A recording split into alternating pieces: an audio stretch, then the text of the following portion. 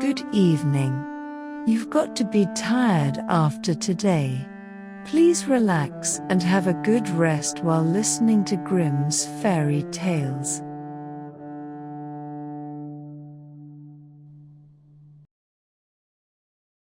Jorinda and Jorindel. There was once an old castle that stood in the middle of a deep gloomy wood, and in the castle lived an old fairy. Now this fairy could take any shape she pleased. All the day long she flew about in the form of an owl, or crept about the country like a cat, but at night she always became an old woman again.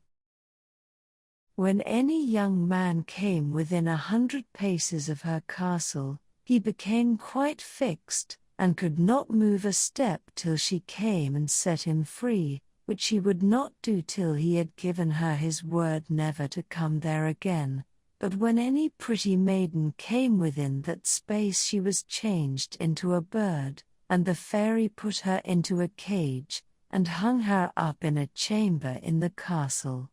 There were 700 of these cages hanging in the castle, and all with beautiful birds in them. Now there was once a maiden whose name was Jorinda.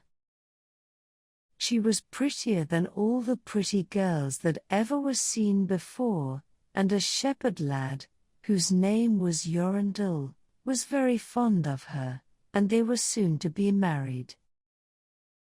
One day they went to walk in the wood, that they might be alone, and Jorindel said, "We must take care that we don't go too near to the fairy's castle." It was a beautiful evening. The last rays of the setting sun shone bright through the long stems of the trees upon the green underwood beneath, and the turtle doves sang from the tall birches. Jorinda sat down to gaze upon the sun. Jorindel sat by her side, and both felt sad, they knew not why, but it seemed as if they were to be parted from one another forever. They had wandered a long way, and when they looked to see which way they should go home, they found themselves at a loss to know what path to take. The sun was setting fast, and already half of its circle had sunk behind the hill. Jorindel on a sudden looked behind him, and saw through the bushes that they had, without knowing it, sat down close under the old walls of the castle. Then he shrank for fear, turned pale, and trembled. Jorinda was just singing. The ringdove sang from the willow spray. Well-a-day, well-a-day. He mourned for the fate of his darling mate. Well-a-day. When her song stopped suddenly, Jorindel turned to see the reason, and beheld his Jorinda changed into a nightingale, so that her song ended with a mournful jug, jug. An owl with fiery eyes flew 3 times round them, and 3 times screamed, "Tu-woo, tu-woo, tu-woo." Jorindel could not move, he stood fixed as a stone, and could neither weep, nor speak, nor stir hand or foot. And now the sun went quite down, the gloomy night came, the owl flew into a bush, and a moment after the old fairy came forth pale and meagre, with staring eyes, and a nose and chin that almost met one another.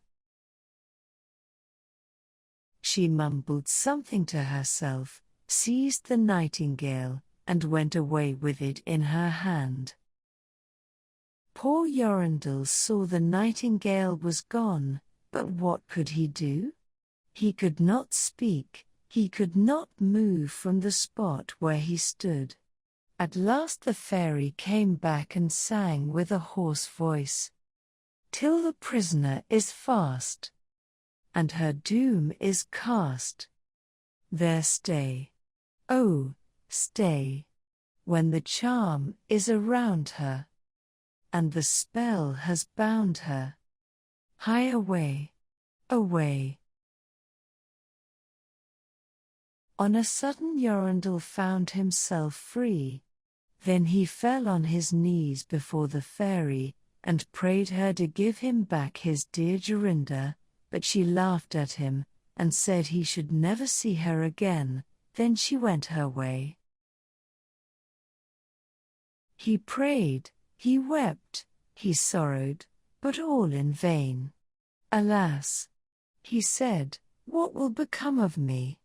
He could not go back to his own home, so he went to a strange village, and employed himself in keeping sheep. Many a time did he walk round and round as near to the hated castle as he dared go, but all in vain. He heard or saw nothing of Jorinda. At last he dreamt one night that he found a beautiful purple flower, and that in the middle of it lay a costly pearl, and he dreamt that he plucked the flower, and went with it in his hand into the castle, and that everything he touched with it was disenchanted, and that there he found his Jorinda again. In the morning when he awoke, he began to search over hill and dale for this pretty flower, and 8 long days he sought for it in vain, but on the 9th day, early in the morning, he found the beautiful purple flower, and in the middle of it was a large dewdrop, as big as a costly pearl.